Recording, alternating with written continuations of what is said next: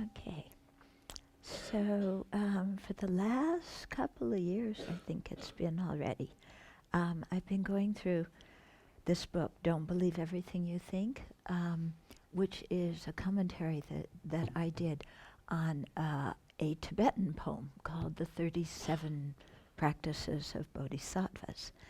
And each verse can be understood independently of the others, as well as part of a whole group. They're quite powerful verses, actually.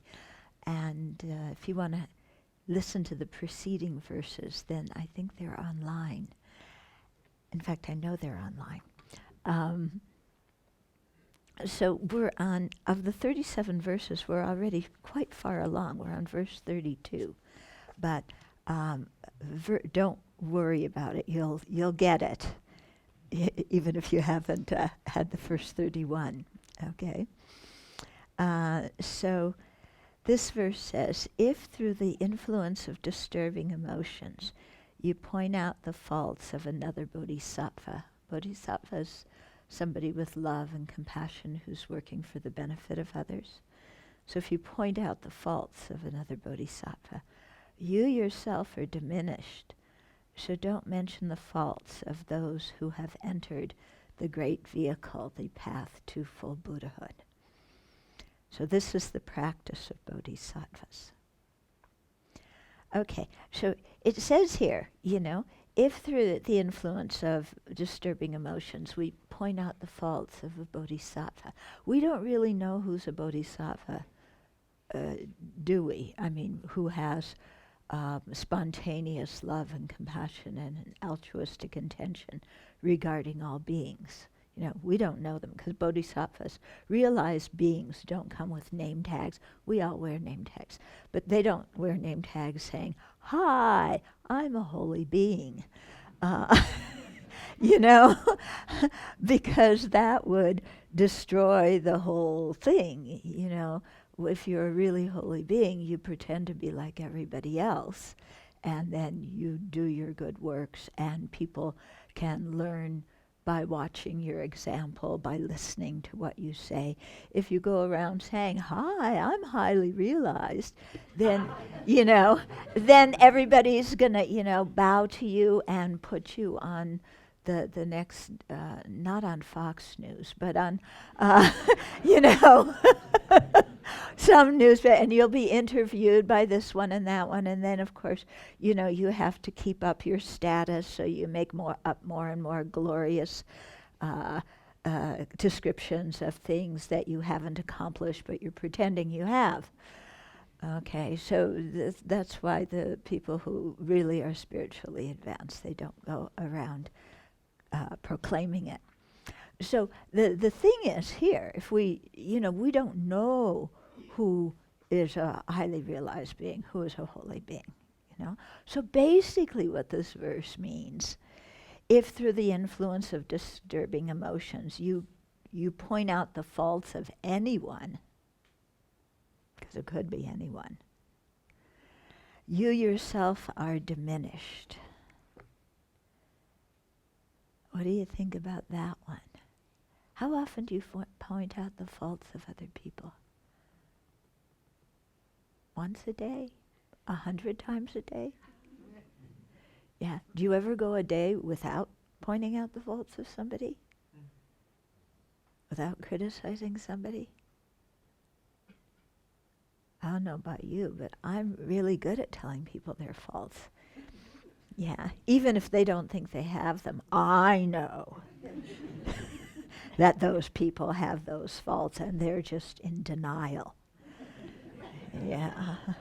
So for their own benefit, because they're unconscious, then with my great compassion, I will tell them their faults so that they can work on improving them. Yes? Yeah. Now, what's the definition of somebody else's faults? It's anything that I don't like about them. Okay. That's not the same definition of my fault, My faults, I don't have any. Yeah. Yeah. I'm kind of, well, dare I say this?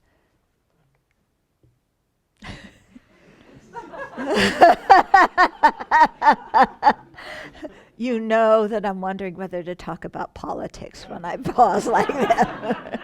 Is this a safe crowd, or is anybody going to beat me up? Okay. Um, yeah. So now I forgot what I was going to say.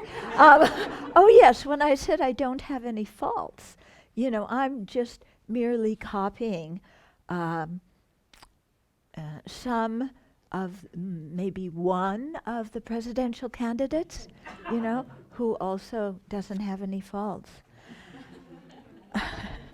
Yeah. So maybe are you like that too? Yeah. Yeah, we don't have any faults. Other people have plenty of them, including that person I was talking about, who doesn't think he has any. Yeah.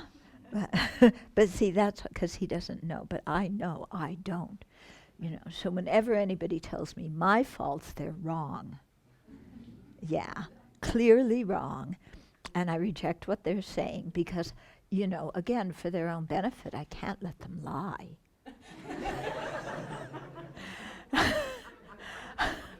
Okay.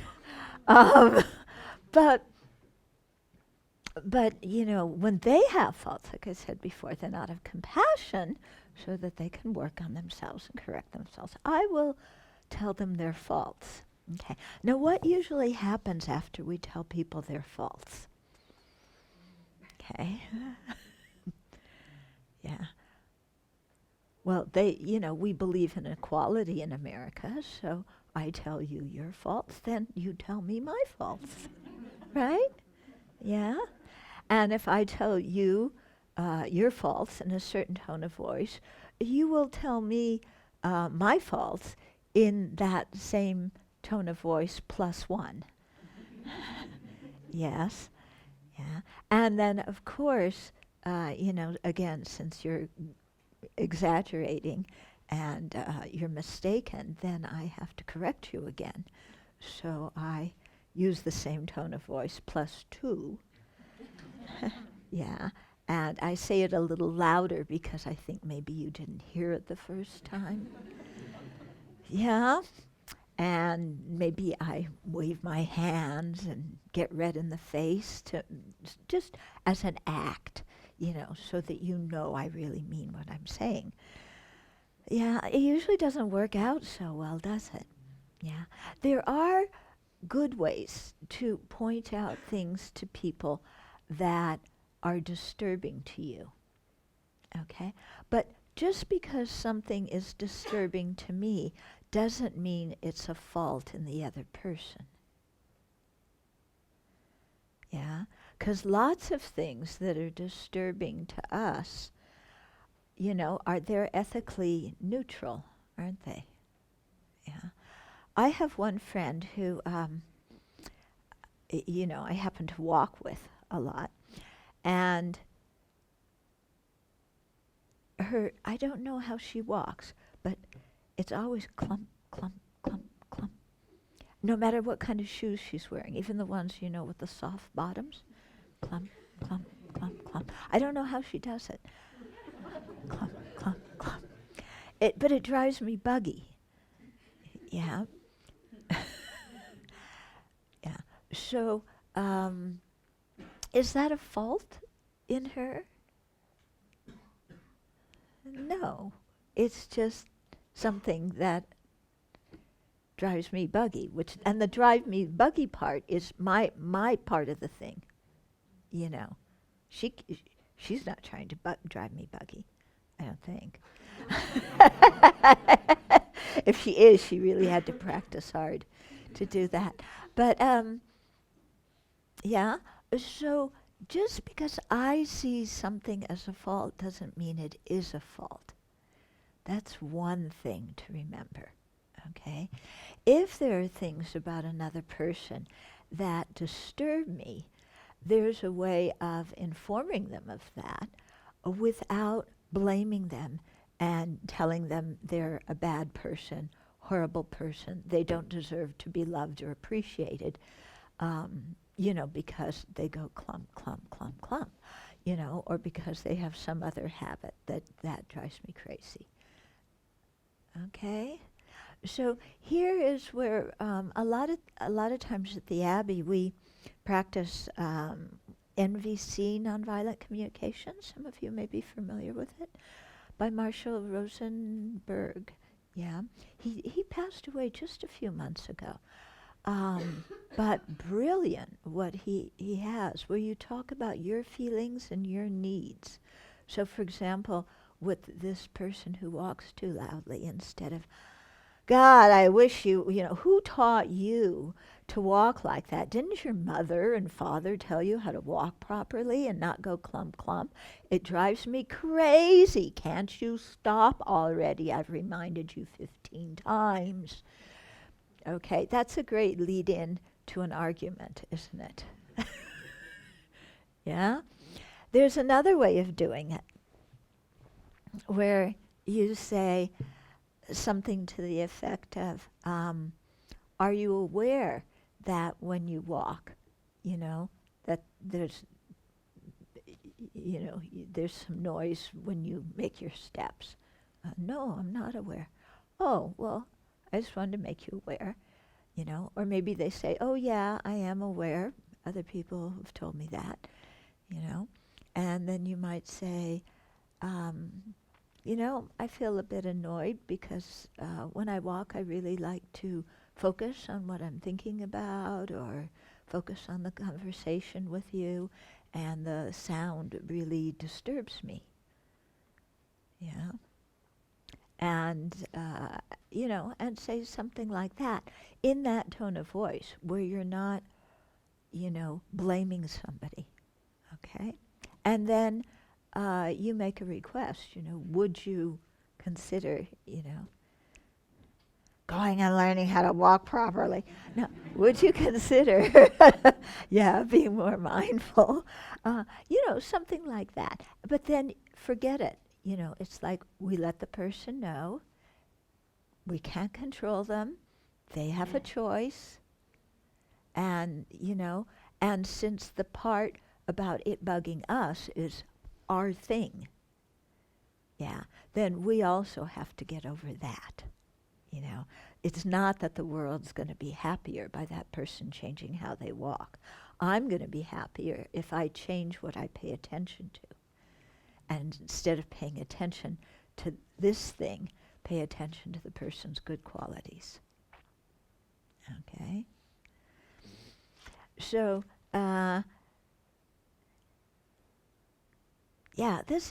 who do you find the most faults with, aside from politicians and Wall Street?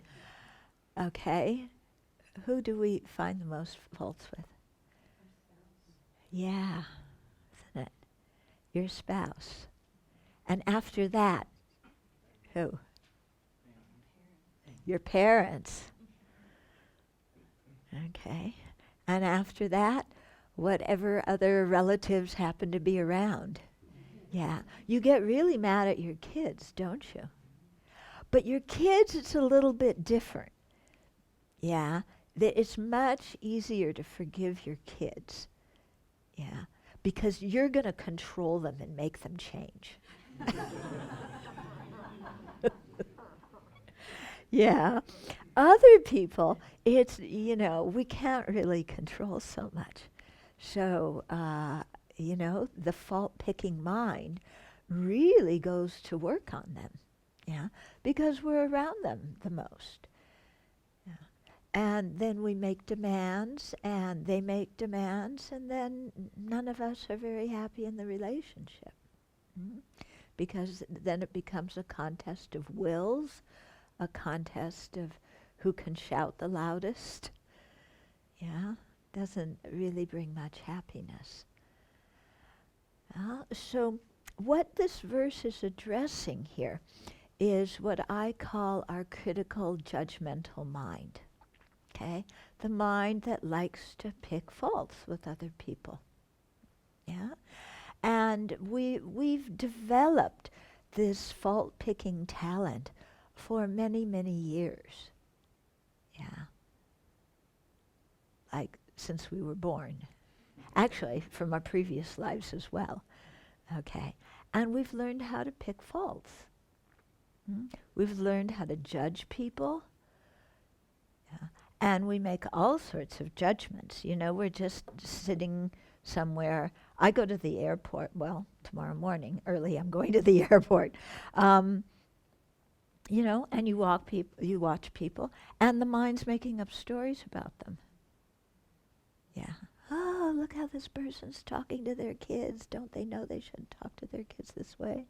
Look how those kids are treating their parents. Don't they know that they should be more respectful? You know, look at the way, you know. Why is this person dressed like this? Yeah.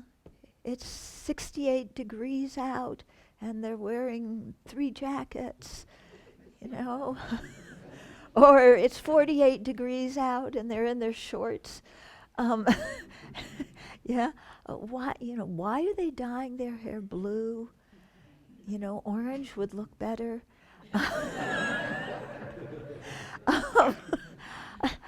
You know, the mind always going on and on with all sorts of judgments about people. Yeah, how they could improve, how they should change, and especially for the people that we're closest to. So many judgments about them. And then we don't realize that these are judgments that we're making up. Yeah, we think they're actual faults in the other person. And then we think the only way I'm going to be happy is if they change. Yeah. Like I said, I don't have any faults. So they have to change in order for me to be happy. Yeah. And so clearly, because I don't have any faults, I also have very good advice for people, how they should change, what they should do, what they should not do. And so I bequeath upon them my sagest advice so that they can become better human beings and quickly attain Buddhahood. Yeah. But the problem is that they don't want to hear it. Yeah, that's a big problem, isn't it? We give people all sorts of advice and they don't want to hear it, which just goes to show how stupid they are. And how they need our advice even more because they're so foolish, you know. So, yeah. There's also another way of looking at it, you know, because we've gone through our whole life telling other people how to change. Yeah, haven't we? And it hasn't worked. They don't change the way we want to. You know how you get in these relationships with people that have some really bad problems, but you're going to be their savior and help them overcome their bad problems? Yeah, have you done that? Yes. Yeah? How long did the marriage last? Didn't even get to that point. Yeah, good for you. Good for you. Most people, you know, go through and then after a few years realize that, you know, they came in as Jesus to save this other person who doesn't want to be saved. And, you know, because people are not going to change until they want to change. And thinking that we are so kind, we are so powerful, they love us so much that as a sign of their love, you know, they will stop, you know, drinking and drugging. Right? Yeah? We're the ones who's going to save them from their addiction problem. Yeah? Has that one worked? No, that one doesn't work either. Okay. So, you know, the thing of always putting it on other people and us giving them our wise advice because our opinions happen to be the truth. That way of looking at life doesn't work very well. Yeah, doesn't work very well. We often go to the opposite of that. You know, not the thing that I have no faults, but everything is my fault. Okay? And women, I think especially, were conditioned to do this. There's a problem, culpa mea. Okay? Men get into it too, though. Yeah.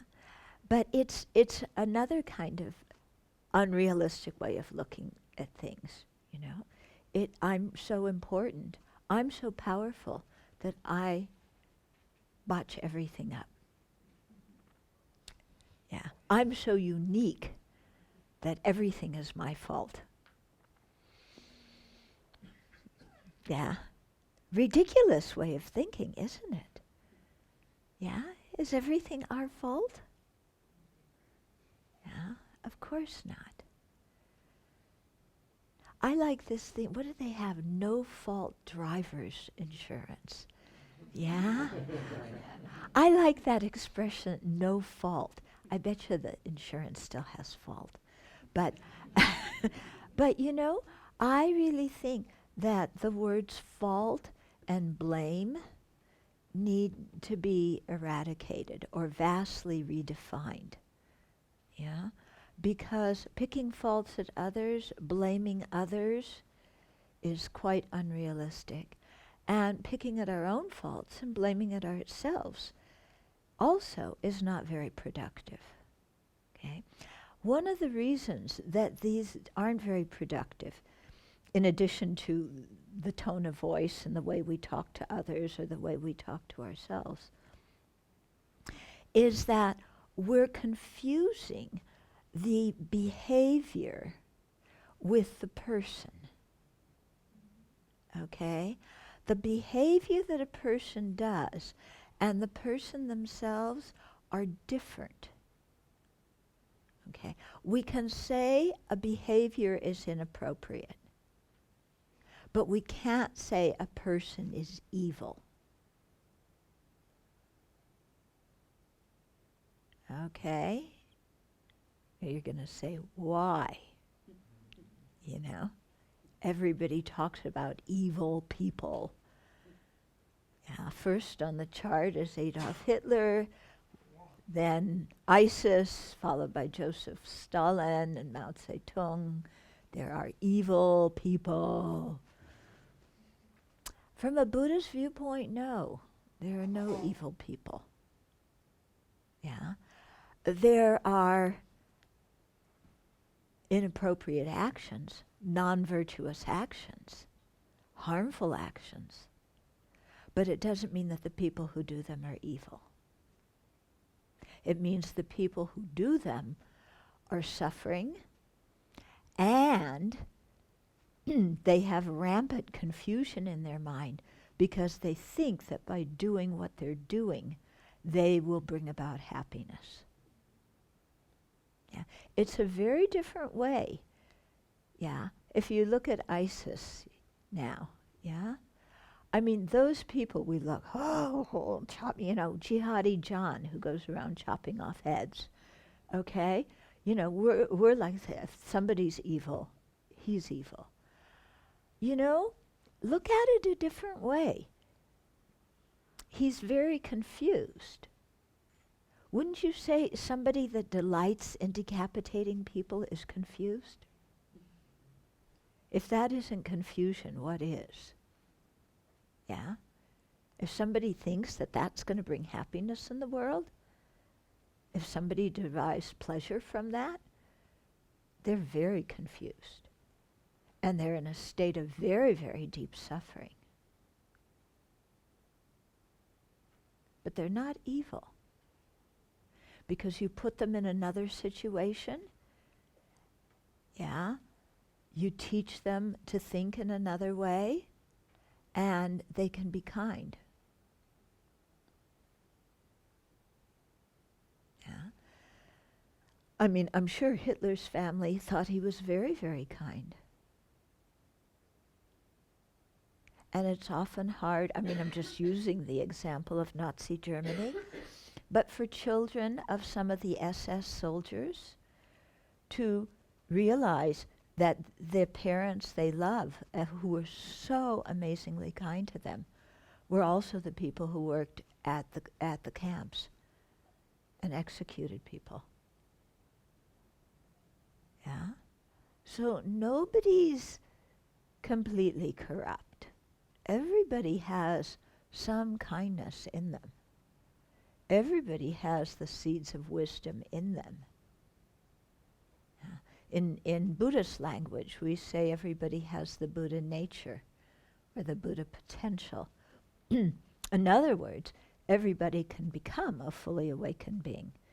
Everybody has the possibility of removing all of their faults and enriching their good qualities limitlessly. Everybody has that potential. And all the negative actions that we've done, and we've all done some, haven't we? Yeah? All of those, the seeds from those negative actions, the imprints, that all can be purified. Okay? So the ability to become fully awakened exists within us. And it exists in Jihadi John and Osama bin Laden and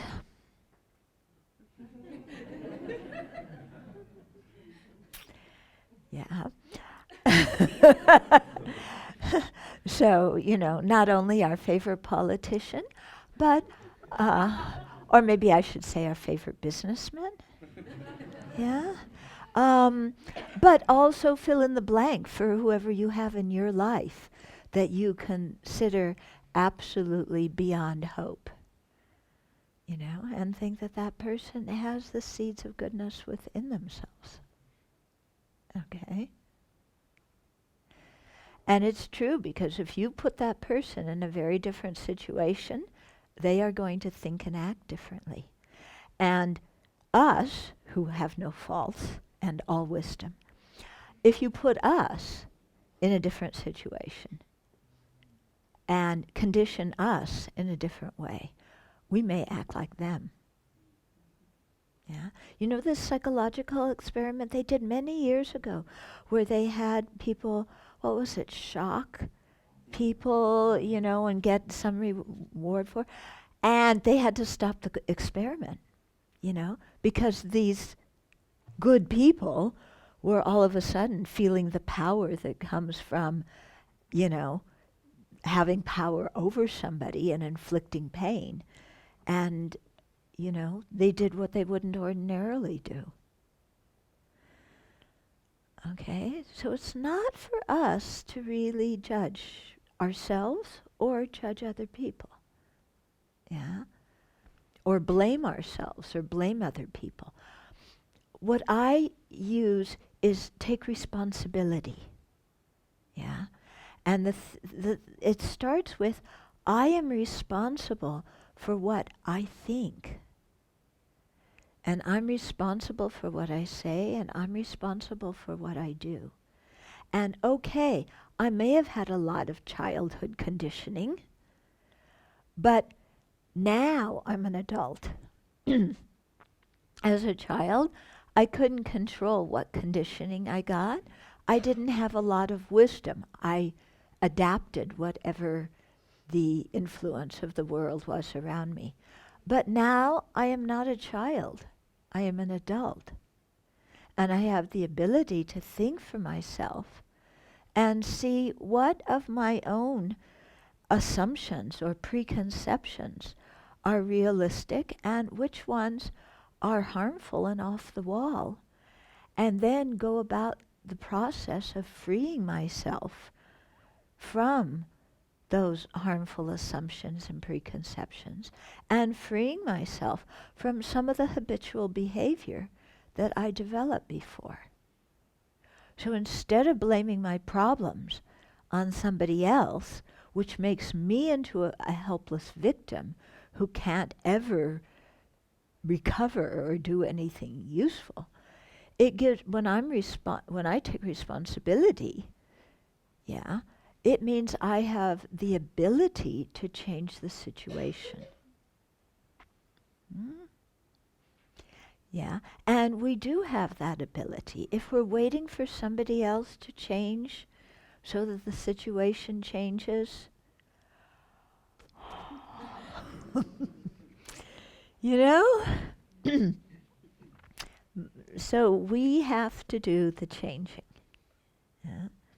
So this doesn't mean that we go along with somebody else's bad behavior just because they don't change it. But it means we develop a way inside of ourselves. If they're doing something that's ethically, ethically reprehensible, then we just don't get involved. And we're very straightforward about that. Sorry, I cannot do that. And with a clear conscience, it doesn't correspond to my values. Yeah? So we don't get involved with it. For all the other things that we blame people for, then some of them we have to find a way in our own mind to be able to accept the situation and still act in a useful way. So there may be somebody, at your workplace who always makes a very similar mistake. So instead of getting angry, maybe that person needs some help. Yeah? And you need to sit down with them and tutor them or ask them how to do something. And then if they show you the incorrect way, say, well, what about if we try this? There's lots of ways to go about things. Yeah? And there's lots of ways to bring things up without telling somebody off directly. Yeah? What I very often do here is if there's something that I see that I think is not so good for the community, and I've noticed other people at the Abbey do this too, when we're all having a meeting, we'll say, I want to check about this. Didn't we decide we're going to do X, Y, Z? And everybody goes, yeah. Well, then I'm having a little bit of trouble because there's some there's some things that are going on that aren't corresponding with X, Y, Z. And then everybody goes, yeah.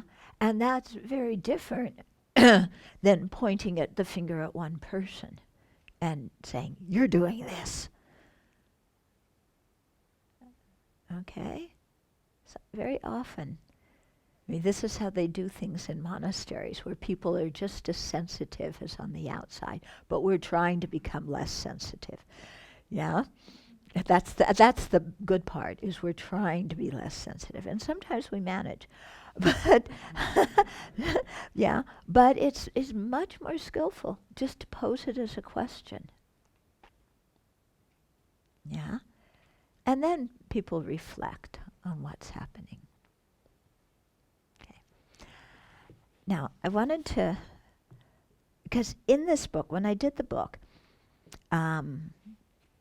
I asked people to please tell me stories from their own lives that correspond to the verses in the book. So we sat around the kitchen table, which I think is where most of important life decisions are made, and people told stories, and then some people emailed me stories. So I thought to read you something here.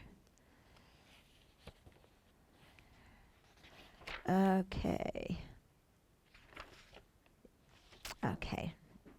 So this is one story. Although I have no idea which of the people around me is a bodhisattva, I find this verse helpful because it makes me look at my critical mind that picks faults in other people. This mental state is definitely self-centered. What do you think? Is it self-centered?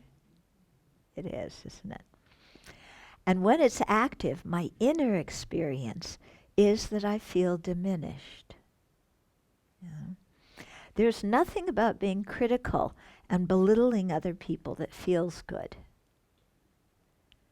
Yeah. Think about your own experience. When you're critical of somebody else and you belittle them, yeah, maybe for about 1/5 of a second, you feel good, like I got it off my chest, but how do you feel after that? Especially if it's somebody you care deeply about. Do you feel good about having belittled them? We don't. In fact, it feels rotten. Recognizing that helps me to see that my motivation is not what I want it to be. When I'm being critical of someone, there's not genuine concern for him. Mm-hmm. And when I have genuine concern for another person, I don't see his traits or actions as faults. Isn't that true? Yeah. When we are very fond of somebody, they may have a lot of faults. We don't see those faults. We see everything they do as beautiful. Yeah. We're not very objective, actually. But when we have care and concern for somebody, then we're looking at their suffering. We're not looking at what they do that we don't approve of or we don't like. Yeah? We're looking at their life and saying, wow, it'd be nice if they had happiness, if they had more peace of mind. And we don't notice their faults. Or if we notice the faults, we see that the faults, or instead of faults, maybe those particular attributes that person has, we see them as indicative of that person's own internal pain. Yeah? Don't you think Jihadi John had a lot of pain inside? My goodness. Yeah? I don't, when I have genuine concern for another person, I don't see his traits or actions as faults. Instead, I see them more as reflections of the other person's unhappiness and suffering. Then compassion arises in my mind. Yeah? So when we can see beneath the person's external behavior the incredible suffering they have, then instead of criticizing them, compassion arises. Yeah, because they're suffering so much. And their suffering is making them do and say such amazingly foolish things. Okay. So, yeah, quite a good thing to think about this. Mm-hmm.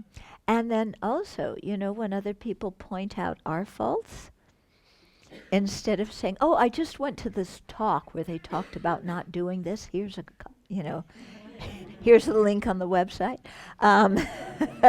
Watch it and don't criticize me anymore. Yeah, but when people, criticize us or tell us our faults, to listen and to say thank you. Okay? Because we're always saying we want to improve ourselves, aren't we?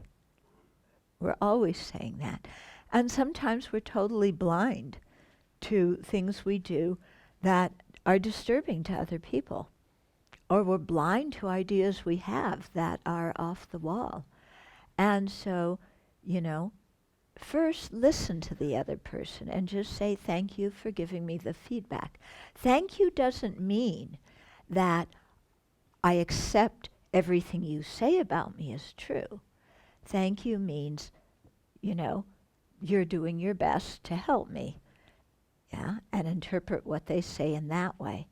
Even if they have the intention to harm you and insult you, you interpret it as they're helping me.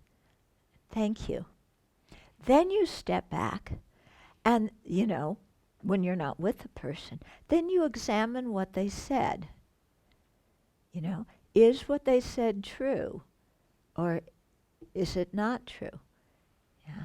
If the feedback they're giving is accurate, then it's good for me to become more aware of my behavior because what I'm doing is disturbing to other people. Yeah. Sometimes what I'm doing may not be ethically bad, or most people may not find it disturbing, but this one individual finds it disturbing. Yeah. So then maybe I just have to be careful of my habit when I'm around that person. Yeah. But maybe it's not that I have to revise my belief. It's just I change the behavior around that person, or I deal with it in a different way. Other times, the feedback somebody gives us, we look at it and we can see, okay, there's been some misunderstanding here.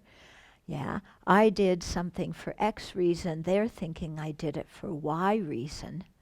So I need to go back to them and explain what my motivation was, how I saw the situation. And just to accept within that different people have different ways of seeing situations. And how it looked to me and how it looked to them can be very, very different.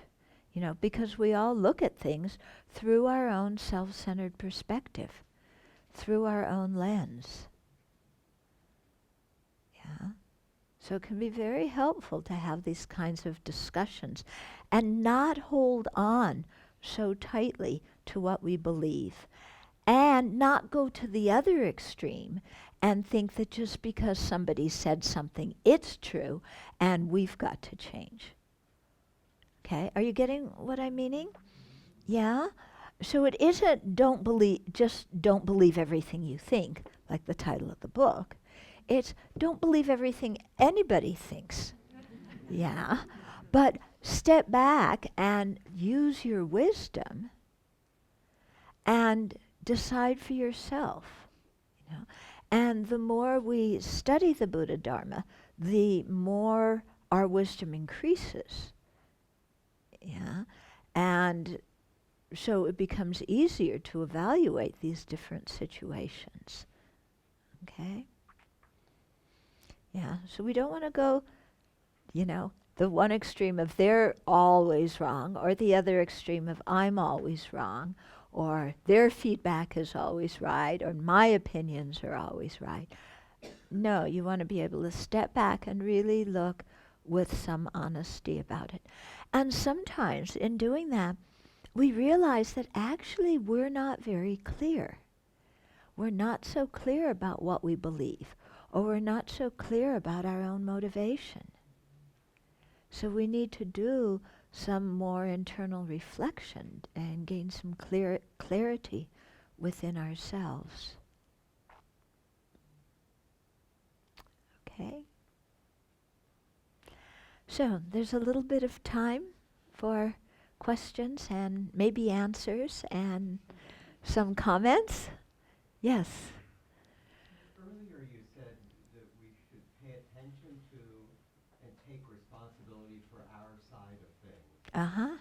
Could you talk a moment about our emotional responses to experiences and taking responsibility for the way we emotionally respond? Yeah.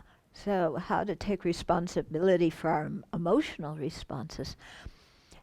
At the beginning, with our emotions, we feel that whatever our emotion happens to be in a certain situation, that any reasonable person would feel the same way that we feel.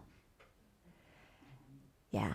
And we feel, or we think, I should say, that whatever our emotional response is, that it's a completely correct and valid. Yeah? Like it's the only thing anybody in our situation could possibly feel. Yeah. When you're angry, does it ever occur to you that you could feel something different in that situation? Or do you just think, I'm angry and this is the, anybody would be angry about this. Yeah? So our way of thinking often boxes us in because we think, I keep saying we feel, it's actually we're thinking. We're thinking that whatever our emotion is, there's no way to change it. Because anybody would feel that way. Yeah? Even the Buddha. Yeah. If the Buddha got criticized by his boss and threatened to get laid out, even the Buddha would be mad. That one I don't know about. Okay? So, first we have to give ourselves some mental and emotional space to know that our emotions aren't givens. We don't always have to feel the way we're feeling. That that for emotional responses that are painful, that are inappropriate, that are exaggerated, there is a way to apply antidotes to them by seeing the situation in a different perspective. And that way the story behind the emotion gets changed. Because behind all of our disturbing emotions, there's a story. Yeah? We usually don't feel like there's a story. We just think this has happened and, that's it. But actually, in any situation, we are interpreting things. And how we interpret things is our story making. And what story we make, creates our emotion. Mm-hmm.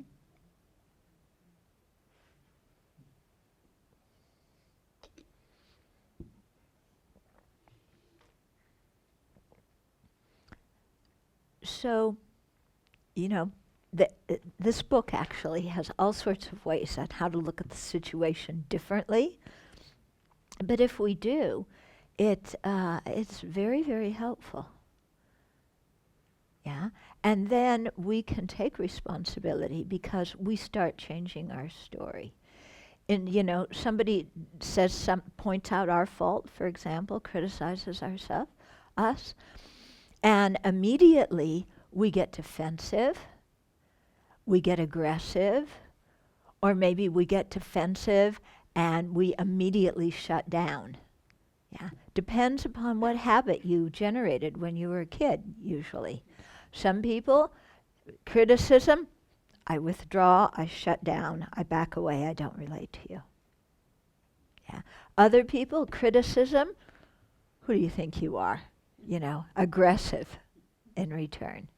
Okay? Both responses are problematic, aren't they? Okay? But if we look, what's the story I'm telling myself? Somebody pointed this situation out to me. Why am I so defensive about it? If it's true, and I did do that, then why do I have to explain myself 15 million times and make up excuses and lie and this, that, and the other thing? Why don't I just say, yeah, I did that and it wasn't very smart, was it? It'd be so easy. But instead, no. We never admit that we misunderstood something. And, so in that way we don't take responsibility for our story, for our emotions, and for our behavior afterwards. We just have the attitude of, well, I feel what I feel because this situation is an objective thing out there that anybody would respond to emotionally like this. And my response, everybody just has to deal with it. Too bad. Hmm? Yeah. Look at our presidential. I mean, really. Yeah. I think sometimes that's why people like him so much, because he gives them the permission to just say, yeah, it's your problem, it's not my problem. My anger is valid. I have no responsibility. I'm just going to be angry. Yeah, so we spend a lot of time being angry. Where does it get us? Or we spend a lot of time moping and feeling sorry for ourselves. Where does it get us?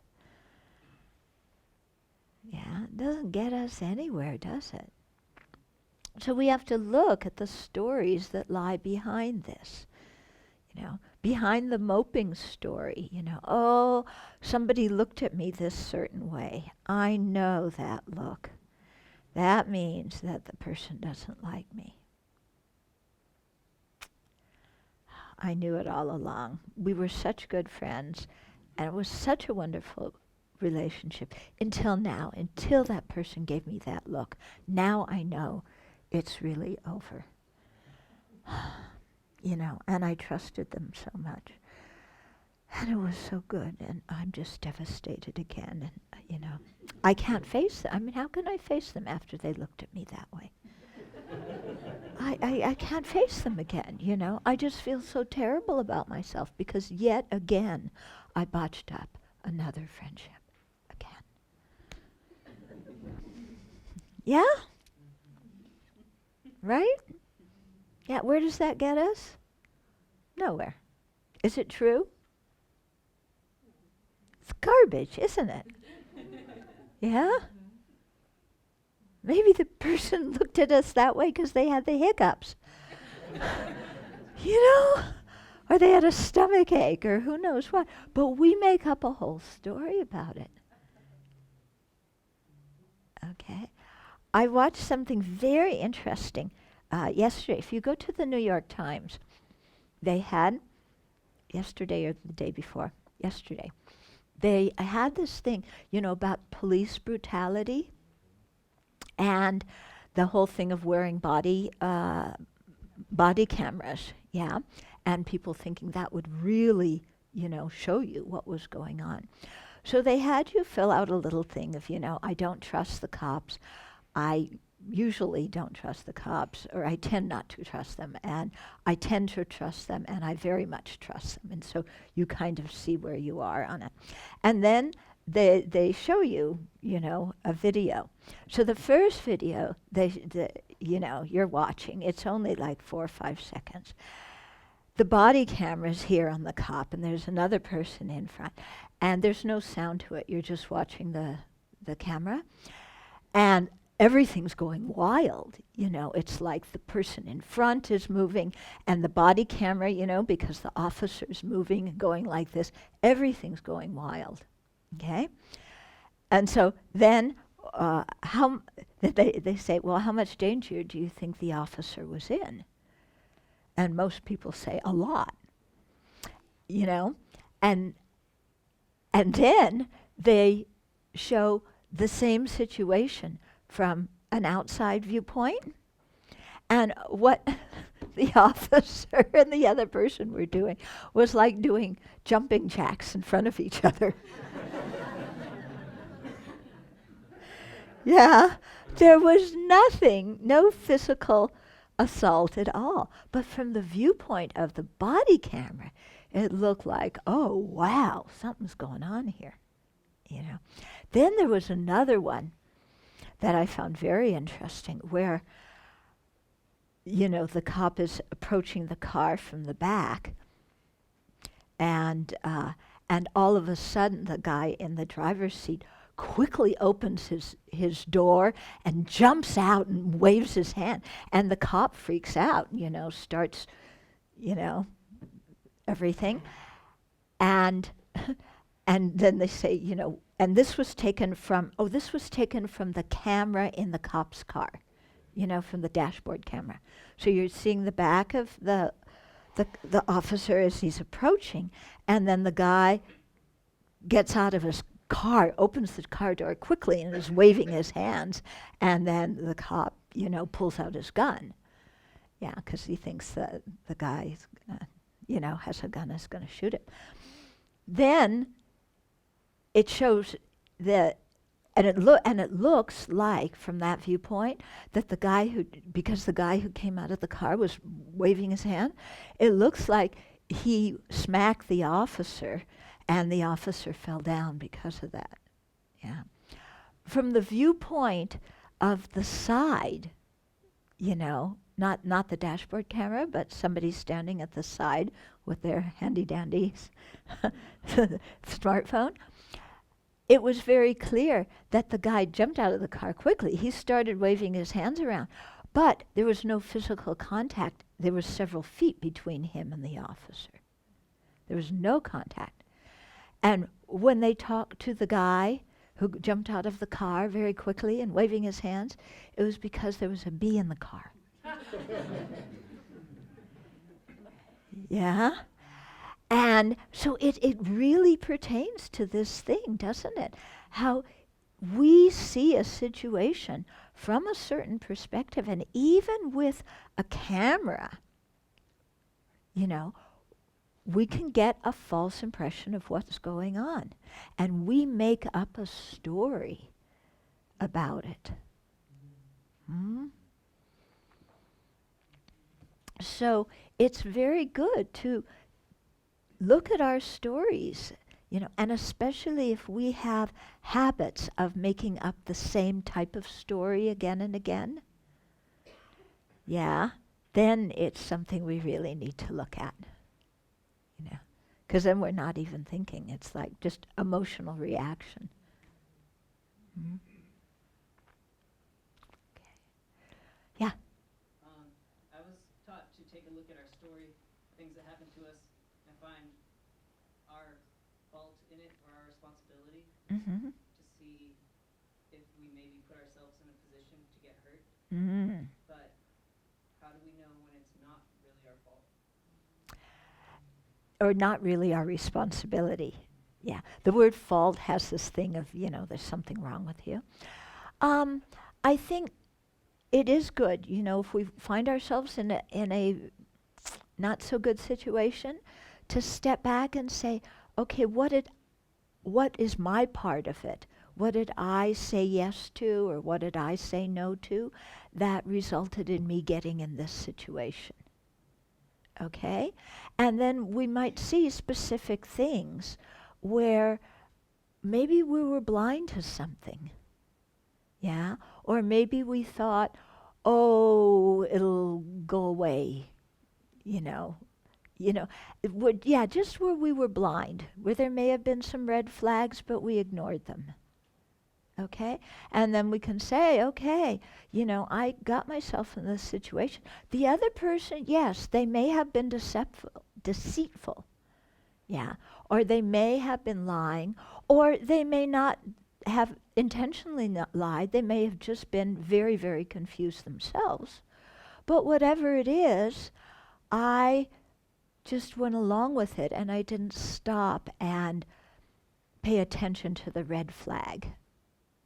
Or maybe I was so enamored with this person that I didn't even see there was a red flag. Yeah. And then that's very helpful, I think, to free ourselves from always blaming other people. Because when we always blame people, then there's no way to let go of the anger.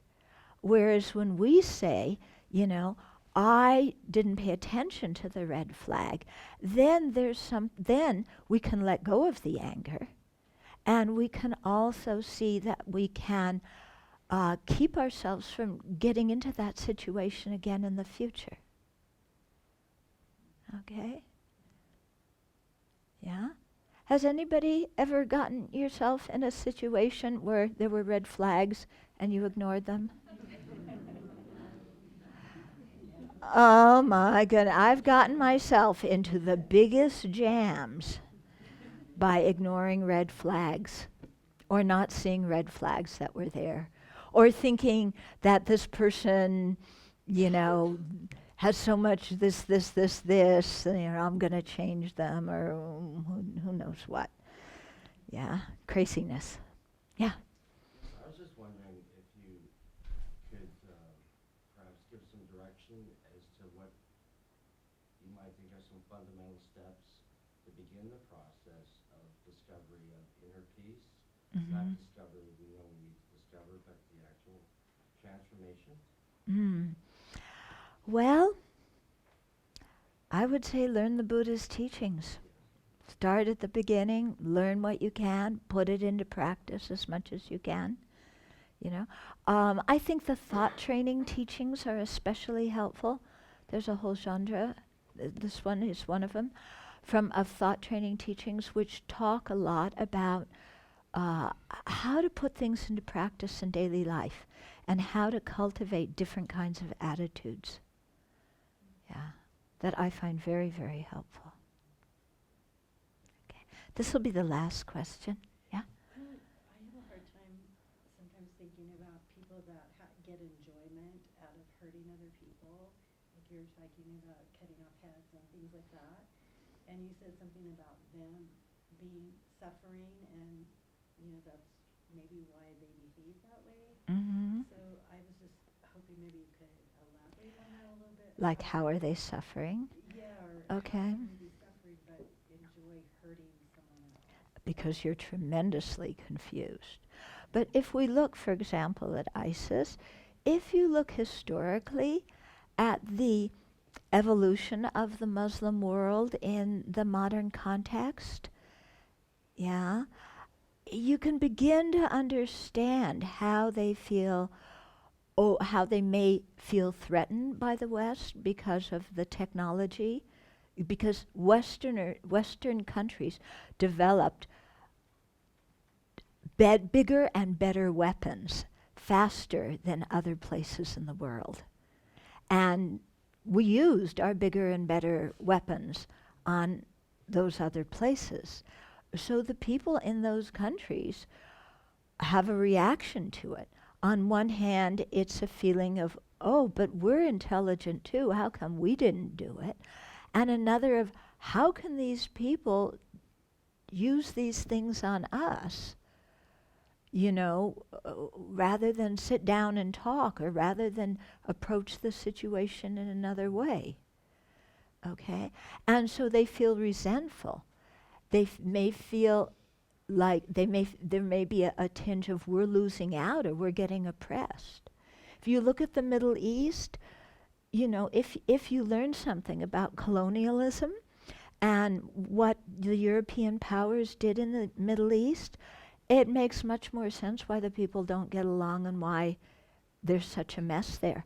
Because they moved people from one place to another. They drew boundaries of countries that didn't make any sense. Yeah, they used harsh weapons on other people, you know, to get what the West wanted. So when you really study the history and then you think, how would I feel like if I were living in a country and another power came in and started doing things?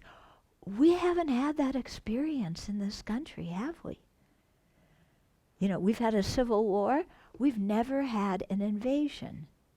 I mean, Pearl Harbor, but that was in the middle of the ocean. But never in the continental U.S. have we been occupied, you know, and they didn't occupy Pearl Harbor. They just dropped bombs on it. We have no idea what people feel like living in that kind of situation. Yeah. And when, you know, you're a young person with a lot of energy and you feel like your culture's oppressed and you think, I want to do something about it, and you see the rest of the world being violent, then you think violent might work. And I'm a patriot for my cause. You know, who is a patriot and who is a terrorist, it depends where you're standing. Yeah? The people, in 17 whatever it is, who threw the tea into the harbor in Boston, we saw them as patriots. The British saw them as terrorists. Yeah? So if we can learn to look at things from other people's perspective, we can see their suffering better. Yeah. And then, of course, when people are suffering, compassion is appropriate. Compassion simply means the wish for them not to suffer. Yeah. Doesn't mean we give them everything they want, but it means that we're going to try and find some resolution that alleviates their suffering and alleviates ours as well. Yeah. Okay. They're telling us to come eat. So let's dedicate very briefly. Okay, first of all, sit and rejoice for a moment that we've had this opportunity to listen and share together and hopefully learn something that we can take home with us and apply in our lives so that we will be happier and create more happiness for those around us.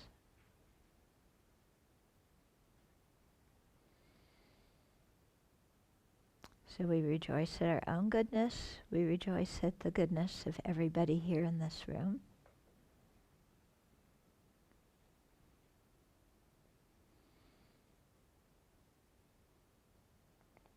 We rejoice at all the goodness in the world. And there is a lot of it, of people helping each other, doing things that benefit each other.